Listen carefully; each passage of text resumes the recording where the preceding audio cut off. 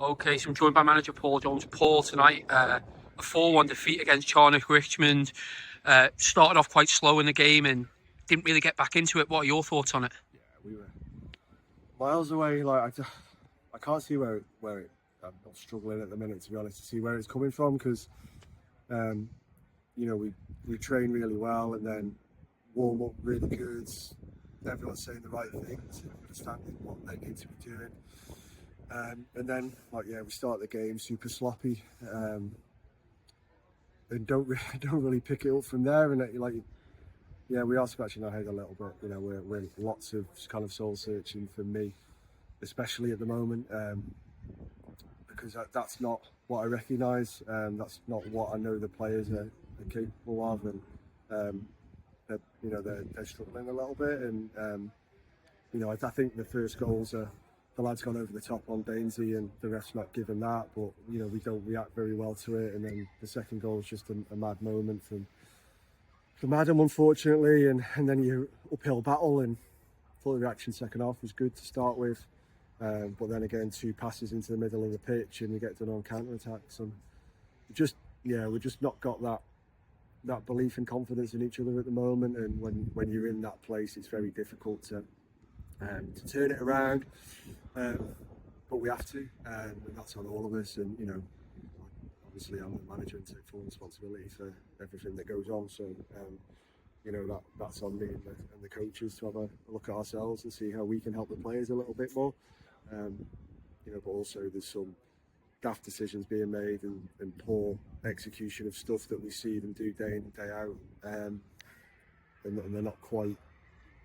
We're not quite together enough in the key moments of the games, and you can see they're just a little bit very short on confidence at the moment, because results haven't gone our way since January. But we've got to be stronger, and we've got to have the character to get through it. And it's not great. We're not overly pleased with things at the moment, but we're determined to make sure that we do our best to finish the season as strong as we can. Obviously quite deflated after that, Paul, and trying to rack your brain a little bit on what happened and how things can change. But to try and take a little bit of positive away from that game, a couple of debutants you brought on and give the opportunity to play. Can we just have a little word about them as well? Yeah, I thought all the subbies that came on, all the guys that came on in the second half, were brave, got on the ball, and maybe things didn't quite work off for them. But Josh and Adam making their debut. I'd love for it to be in different circumstances, and was hoping that we were going to be ahead in the game and they could come onto the pitch. Well, that wasn't the case, but I thought they handled it really well. Jar, when he came on, made a difference with his willingness to make a tackle and bite in and look after the ball and be brave on the ball. Tom and Ben made some forward runs which kind of caused some problems. So yeah, in moments in games we do really well, and players do really well for periods of games, but we've gone away from, as a team and as a squad, kind of doing what we need to do over a full 95 minutes, and we're far too disjointed at the moment. And as I said to the lads, we've worked together for 2.5 years, and that we shouldn't be seeing that now. We should have that all sorted, and obviously everyone's got a responsibility for that, but ultimately that's down to me. So I carry the can on that one, and we need to look at what we're doing with them to really make sure that the messages are nailed down and everyone knows what they're doing, and if they don't, then to give them that kind of confidence and belief just to crack on and not too worry too much about the result. They really want to win, and that's maybe driving some of the decision making at the moment, and we just need to perform, and if we don't perform, we've not got a chance to win, and we're not performing at the moment for key moments in games, and that's what's costing us. So yeah.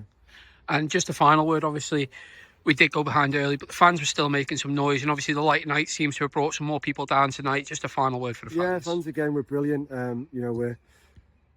We're fighting to give them the 3 points and a win, to kind of make up for the fact that hasn't happened enough over the last few months, and we're sorry that hasn't happened tonight, and that they're seeing these kind of disjointed performances that aren't really reflective of the group. Certainly not how we went about our business away from home for the majority of the season. So yeah, they were great again. The support they show everybody is absolutely fantastic.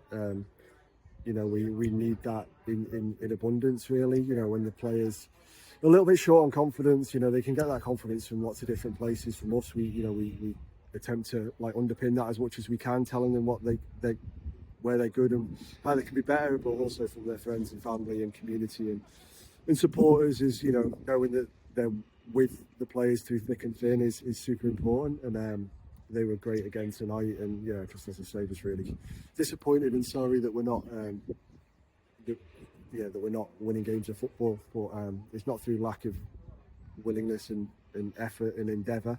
But you know, we've just dropped off our standards for the last few weeks, especially since we didn't beat those, you know, teams at the bottom of the league. Then and the playoff kind of ambitions had kind of fallen away. Then, you know, people have just dropped off standards a little bit, and that's not acceptable. But you know, that's where we're at the moment. All right, Paul, cheers for your time, and we'll catch up with you next week ahead of Litherland. Cheers, man. Cheers.